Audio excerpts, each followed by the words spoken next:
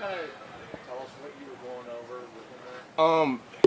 Yeah, I mean, I just love football, man, and it doesn't have to be position specific stuff. I just love talking ball. I love, especially Dion, man. I've been working with Dion for a year now, so just talking about stuff, and that wasn't even about Dion. That was just about stuff that we were watching in practice, like things that are challenging, things that make certain things easier, and I just try to share the knowledge, whether it's with my guys or with the offensive linemen. I want everybody to be as sharp as they possibly can be going into the season. How much progress have you made in terms of your knee and since mandatory mini camp ended, and kind of what's the plan for you? I made a lot of progress. I feel really good. I was hoping to be able to avoid the PUP list, but hey, it is what it is. It was some things that I felt comfortable with, some things that I didn't feel comfortable with. We still got a lot of time. They do a great job here with the Buffalo Bills and the training staff, and we just keep working.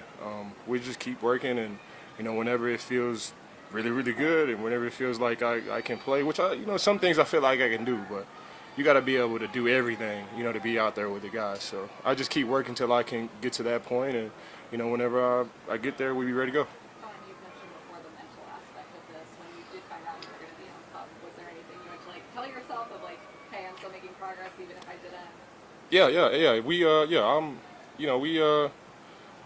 here with the Buffalo Bills, we've been in tight communication about everything, whether that's Dr. Cooper in Dallas or Dr. Bassan here with the Buffalo Bills. The communication has been A1. It's been an A+. So we talked about that possibility and being able to talk about things, just getting on the grass and putting on cleats and putting on the brace and running around and stuff. I made progress there, so I feel really, really good. It was the first practice, and we'll just keep chipping away at it till I feel 100%. I know it's tough to nail it down, Vaughn, but I had asked you at the end of mandatory minicamp, and you had said prior, shoot for week 1, no later than week 6. Has anything changed in terms of that time frame in your? Yeah, I got a good memory here, man. I do, man. No, I mean I do too. I have a really good memory too. So yeah, that's still the plan. Like I was telling everybody else, I'm in a great spot mentally. Your body is gonna do what it's gonna do. If that's early, then I'll be happy about that. If it's later, then I'll be happy about that as well. I just want to get back on the field at a point where I'm super confident, where I feel really, really good, and where I can contribute to this team. It doesn't make any sense to just try to fight to just be out there just to prove a point. I want to be there when it matters. I want to be there, late in the season, big time playoff games, big time games in general. And every game during the season is a big game. So, I want to be there for my guys. I don't want to just try to prove a point. So I'm going to just keep chipping away at it, and whenever I feel comfortable, whenever you see me out there, it's time to go. I feel really, really good. What does Malcolm Floyd bring to the team? Leonard? Or Leonard Floyd. Yeah. Flo, man, he is a great player, man. I played with him at LA. He is a really good pass rusher. He's really, really good in the run as well. But for me, what stands out is just his extra effort after the play. He can have a really good pass rush, and these are things that I wanted to put in my game. He can have a really good pass rush, almost get the quarterback, and then chase down that 5-yard out by the receiver and end up on that tackle. He has that crazy man effort, and it's very, very admiring to sit and watch. Anything different you saw? With Leonard, since when you got in LA, he was already there. Now it's roles are reversed. Is there anything that you notice of him acclimating to a new team that you can help him with from your experience of seeing what he was like on that side? Yeah, I communicate everything to him. Even before he got here, when I was talking to him about coming here, if you love football, this is the place for you. He really loves football. We have a really good defensive line coach. Coach McDermott is our DC. He's doing a great job in there. Get A+s all over the board. Is just on you now, and I think he really enjoys that position that he's in. He just goes out there and does what he does, man, and he looks really, really good out there. And I'm excited for him. He's going to be able to do a lot of great things for the Buffalo Bills this year. Ron, I know it's only the first day, Ron, but what have you noticed out of Greg Rousseau and AJ Espinoza that you didn't see, last year coming up? I think they're just picking up from where they ended last season.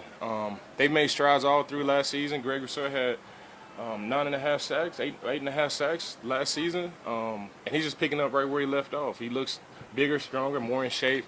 He does everything the right way, whether that's the training room, whether that's the weight room, whether that's in the film room. He does everything A plus. So it's only a matter of time before he makes that jump. AJ, AJ is the same way. You know, he's picking up right where he left off. He looks amazing out there. His get off, especially here on day one, looked amazing. Not really working moves or anything like that, but these guys look amazing, man. And I'm really excited for all three of those guys, whether that's Greg, AJ, or Floyd. And Boogie Basham looks great as well, man. We got a great room in there with a lot of competition, man, and I'm looking forward to it. Same kind of question, but a linebacker. You don't really see a team like this, Vaughn, that has Super Bowl aspirations to have a middle linebacker opening. What's it like watching those guys kind of vie for that position? It's open? Who? What? The middle linebacker spot open? I thought there was a T-Dot in there. I don't know. Y'all know more than me, man. I don't. Yeah, I know. We're being told it's an open competition. So, Yeah, I know. So when you see like Terrell and Dorian and Trevin Howard, yeah. Tyrell, like to see that happening in the middle of a defense for a team that's got all the veterans like you guys have as Yeah. good as you are. What's that? What? Like, We got Matt Milano. Matt Milano, what he played? He don't play He's middle. played well, right? He plays. Oh yeah. I know football, but I guess I don't know it that well, man. Yeah, I mean, those guys, they compete, whether that's Matt Milano, whether that's Trevin Howard, T-Dot. We got a great rookie that's in there too, man. The competition is always good, man. And, you know, starting the day off at training camp, I think T-Dot was out there today with Matt Milano, man. They look well. So, you know, great competition, especially, you know, inside. The leaders of the defense is always good, man. I'm excited to see what they do with it. What are your first impressions of Sean McDermott, defensive coordinator and head coach? It really feels the same. It really feels the same, to be honest. Like he was in the locker room at Tom's. I mean, he was in the defensive meeting room at Tom's last year, and it feels the same. It doesn't feel like we got a new coach or the head coach is in here coaching the defensive line. It just feels like Coach McDermott is in there with us. He's very, very knowledgeable on the defense, and not only that, he knows how to influence guys. He knows how to whether push or pull guys in the right direction. He just has this energy about him that you just want to go out there and you know, play your heart out for him. So you know, Coach McDermott is a great head coach, and he'd be a great defensive coordinator for us as well. How challenging, but along those lines, because you played for Sean McVay, who wore that offensive hat as well, and it pulls a coach in different directions. We talked about that with him or with Sean. Your observation on that, on handling the extra load for a head coach. Yeah, I mean, these guys are pros, man. Like, these guys are pros. I think Coach McDermott has been doing this for 50 years, and I'm exaggerating. It's not that. I don't think it's a challenge for him. I mean, when you know ball, man, and not only that, when you know how to influence men, you know, when you coach the man and then the player will learn. And Coach McDermott is great at that. He's great at, proving points, either pulling guys in the right direction or pushing guys in the right direction. He's in a great spot. He does that well. And he's been doing that a long time, whether that's head coach or DC with the Carolina Panthers or wherever he's been. He's done a great job wherever he's went. Vaughn, when it comes to DeMarcus Ware going into the Hall of Fame, he spoke highly of you,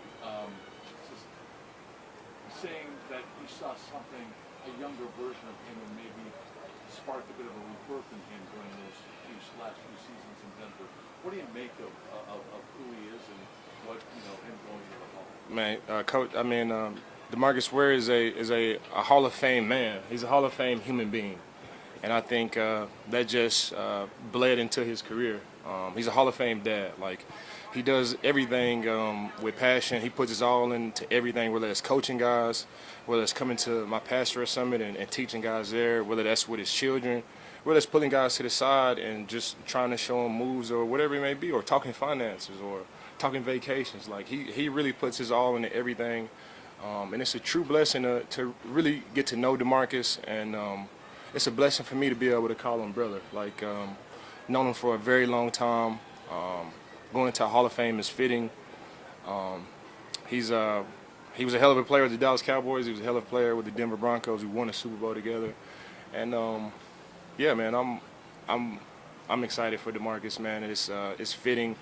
And yeah, I mean, just thinking back on it and reminiscing, man, he's a hell of a guy, man. And I'm looking forward to seeing him go into the Hall of Fame, man. I've been there for Champ Bailey and was there for Peyton Manning, and I think this one hit a little bit harder, seeing my brother going to the Hall of Fame as well this year. So I'm happy for him. I'm happy for his family, and it's a blessing for me to be able to witness that and be a part of that, and it's a blessing for DeMarcus to finally go in, man. I love DeMarcus, and it's dope that he's going into the Hall of Fame. Are you going to go?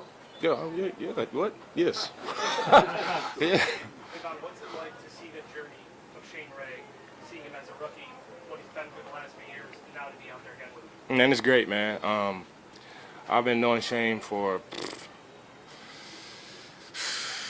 8 years now. We've been all over the world together. We've been on vacations. We played in Denver Broncos together. We won a Super Bowl together. We've always stayed in contact during 2020, during like the COVID year. Like we worked out in San Francisco together. We've gotten tattoos together. We've done it all. Like I don't think blood can make us any closer. Like that's my true brother. I've seen him grow up. Even coming here, it's like all the things that he learned from being on the Denver Broncos, like he's just picking up from where he left off there. He's great on the football field. He's very, very knowledgeable now. He's played in Canada. He's played in the league. He's rushed all type of offensive linemen. He's been in all type of schemes, and it shows. He's ready to go. He had a great day today. And I'm excited for Shane. I call him when I wake up in the morning. Like his dorm is just upstairs, like over to the right. And I call him in the morning, like just like my little brother, man. I call him, man. I ask him, is he ready to go, man? And it's a special bond that we have, man. And I'm excited to see what he does with his opportunity here at the Buffalo Bills. From Are where you it was, calling him on the phone, or are you just Yeah, calling him FaceTime down the him. hallway? No, I just FaceTime him. I just FaceTime him, and I think I can hear it ring when I call him. Like, but it's super early. Like it's like 6:50, 7 o'clock in the morning. I just want to show him like that I'm excited for him. And I'm super excited for him, so I know he's excited for himself. And he came out here and he had a great day, man. He just continue to stack those days, man, and he'll be great for us. From where he came from, high level pick, to now trying to work his way back in the league, you seen any changes from him, mentality? Yeah, he's older. You got a kid now. Like he's a grown man now. I think priorities change once you've been out and now you're back in.